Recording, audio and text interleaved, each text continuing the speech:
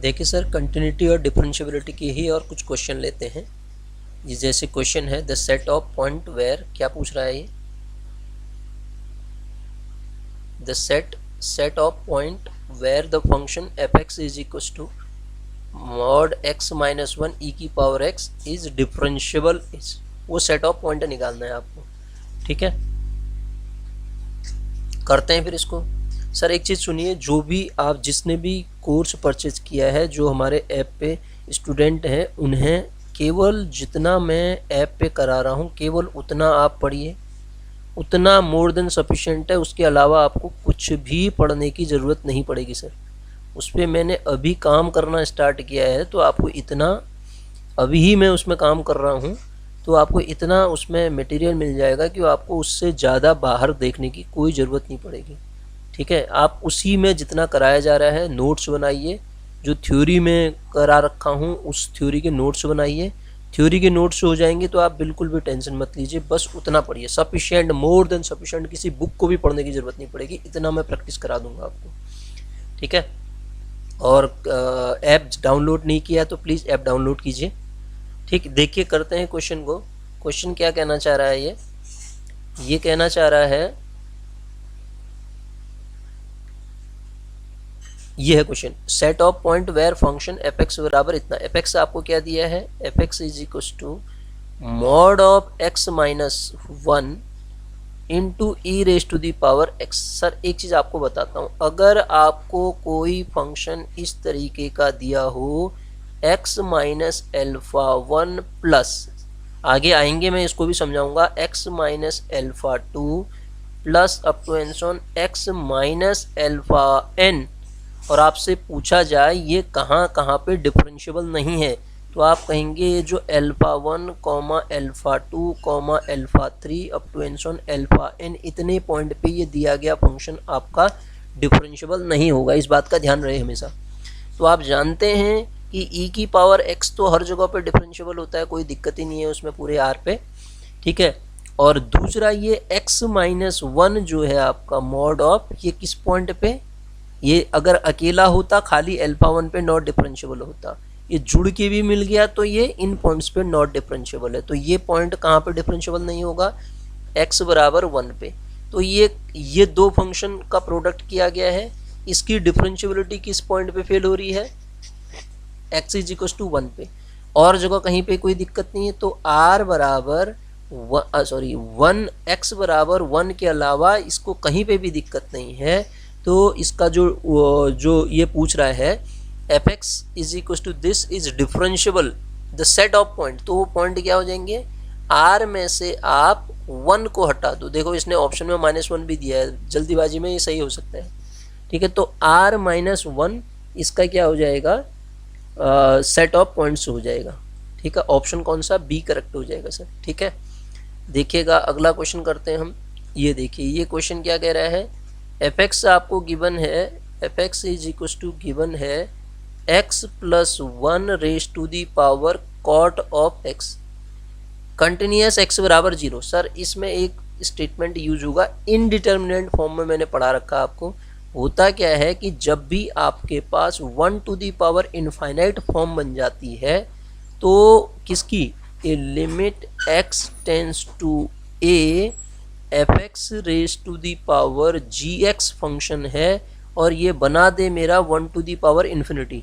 तो जो इसका जो लिमिट हम निकालते हैं, e raise to the power limit of x tends to a, ये हो जाता है F x minus one into जी एक्स। ये प्रॉपर्टी यूज होती है, डायरेक्ट आप इस क्वेश्चन के लिए कर सकते हैं, जहाँ भी ऐसा दिखे उसके लिए ऐसा कर देंगे। देखिए सर क्या कह रहा है, कंटिन्यूस एट एक्स बराबर जीरो, तो एफ जीरो निकालना है।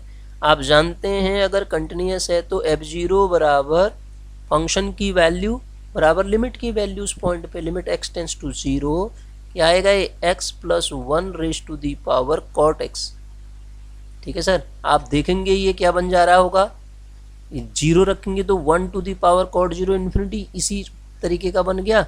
तो हम इसको निकालने के लिए क्या करते हैं, कहा ये फॉर्मूला बनता है e raise to the power, क्या हो जाएगा ये, limit x tends to zero x plus one minus one raise to the power क्या लिखा है, into cot x, into cot of x, ये कैंसिल हो गया तो क्या बनेगा, e raise to the power limit of, limit क्या लिख दिया मैंने, e raise to the power limit of x tends to zero, क्या आएगा, cot x, x cot x आ रहा ना ये, तो एक्स कॉट एक्स मतलब एक्स अपॉन 10x।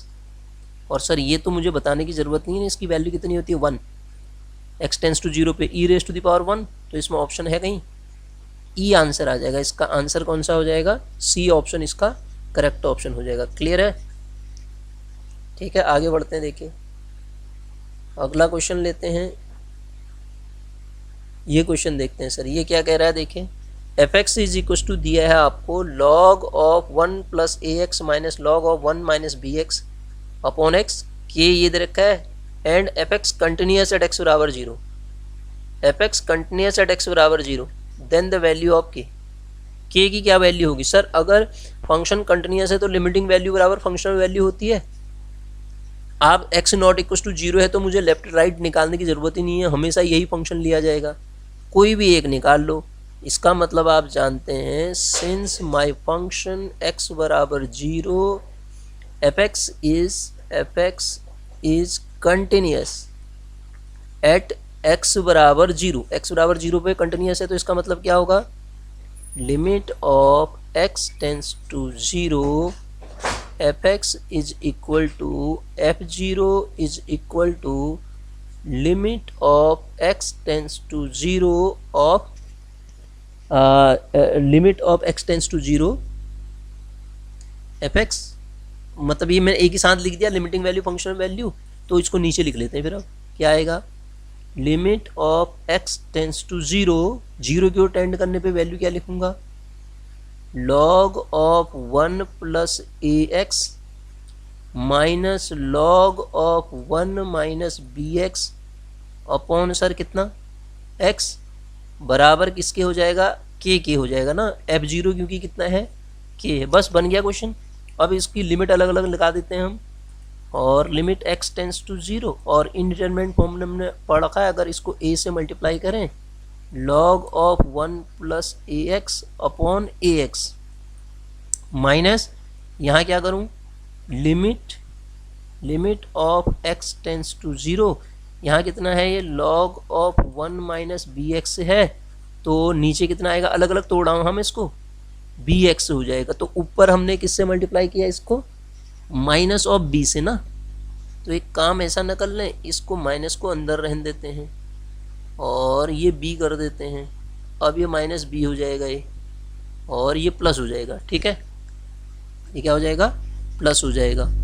तो इससे मेरे पास क्या होगा कि इसको भी, चलो इसको, क्योंकि नीचे भी तो माइनस बी करना पड़ेगा फिर, तो सर एक काम कीजिए, इसको भी माइनस ही रहने दीजिए, माइनस बी से ऊपर नीचे मल्टीप्लाई कर दीजिए, बराबर क्या है के। अब सही है, इसकी लिमिट कितनी होगी बताइए, इसकी लिमिट, अरे यार एल हॉस्पिटल रूल लगाइए सीधे 1, और तो इसलिए तो ए से मल्टीप्लाई और ए से हमने इसको डिवाइड किया, यहाँ से वैल्यू कितनी आई ए, और यहाँ से माइनस तो है ही है, और एक माइनस बी मिल गई, इसकी वैल्यू क्या है के, तो इसका मतलब a प्लस बी बराबर के। तो जो k की वैल्यू पूछ रहा था शायद ये, तो सर k की वैल्यू a प्लस बी आ जाएगी। कौन सा ऑप्शन करेक्ट हो जाएगा, बी ऑप्शन इसका करेक्ट ऑप्शन हो जाएगा सर, ठीक है।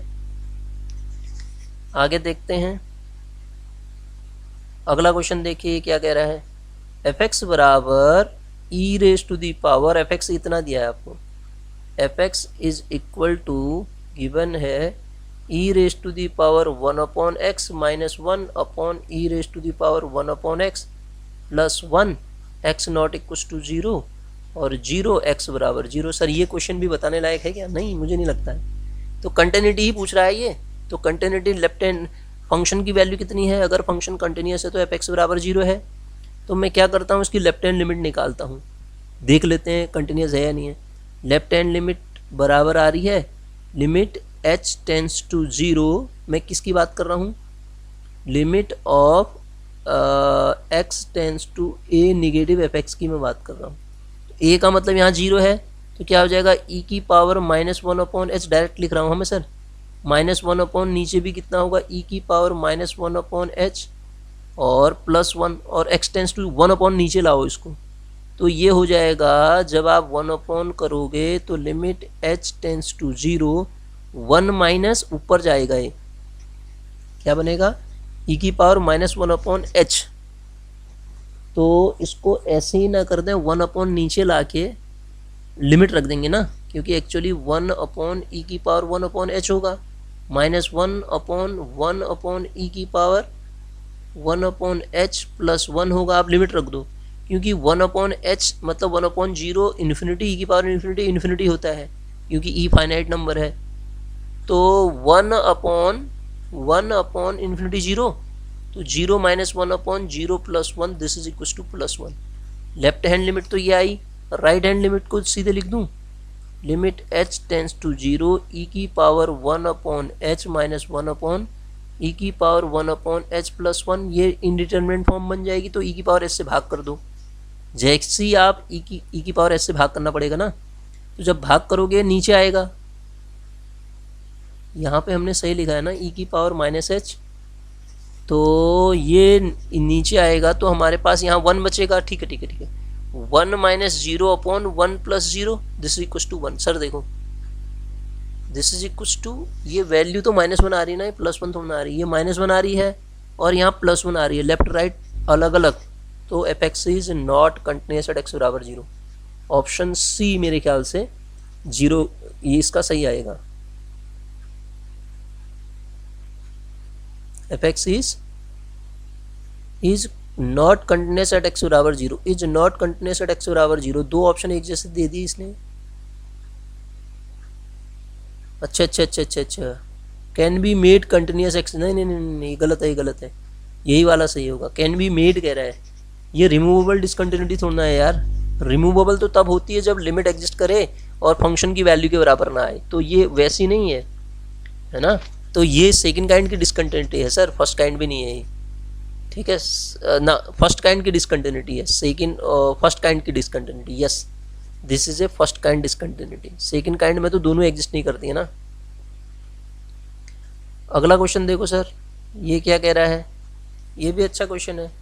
यहाँ पे हमसे क्या पूछा गया है, फंक्शन की कंटिन्यूटी के बारे में पूछ रहा है ना, एफ एक्स बराबर इतना, then F x is continuous at x बराबर 4 व्हेन, कब होगा ऐसा, अगर फंक्शन कंटिन्यूस है सर, a और b की वैल्यू निकालनी है ना मुझे।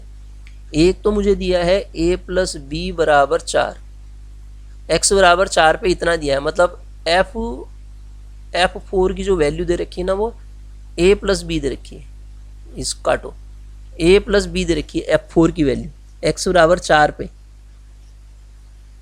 तो अगर ये फंक्शन कंटिन्यूस है तो इसकी left hand limit right hand limit function की वैल्यू के बराबर आनी चाहिए।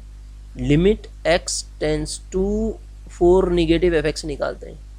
4 निगेटिव एफ एक्स का मतलब निगेटिव के लिए फंक्शन ऐसा है ये, और 4 से कुछ कम लोगे आप इसको तो ये जो वैल्यू देगा ऊपर का, कंटिन्यूटी चेक करनी है ना मुझे, क्या देगा वैल्यू, एफ ऑफ क्या निकालना पड़ेगा मुझे बताओ तो, limit h tends to 0 F of 4 minus H तो निकालोगे आप, this is equal to limit h tends to 0 4 minus H minus 4 upon mod के अंदर वाली वैल्यू क्या आएगी, 4 माइनस एच माइनस 4, कैंसिल हो गया तो ये 4 4 कैंसिल, यहाँ से जो आपके पास खुलेगा, अच्छा प्लस ए भी है ना इसके साथ, प्लस ए, तो लिमिट h टेंस टू 0 पे सर ये जो खुलेगा ऊपर तो माइनस एच आएगा और ये मॉड प्लस एच हो जाएगा,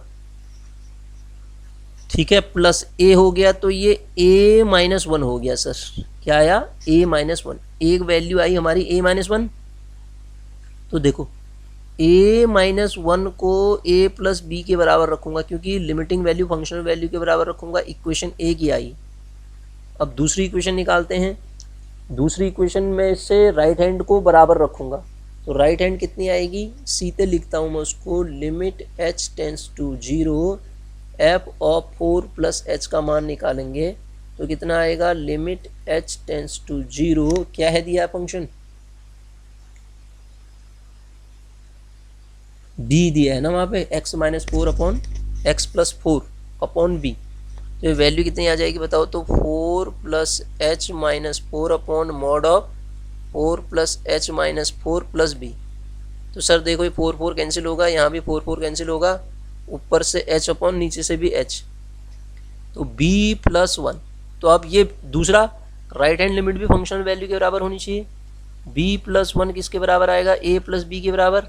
यहाँ से कट गया a की वैल्यू 1 और यहाँ से a कट गया b की वैल्यू -1, a की वैल्यू 1 b की वैल्यू -1, तो ऑप्शन डी करेक्ट है। तो ऐसे ही निकल गया ना।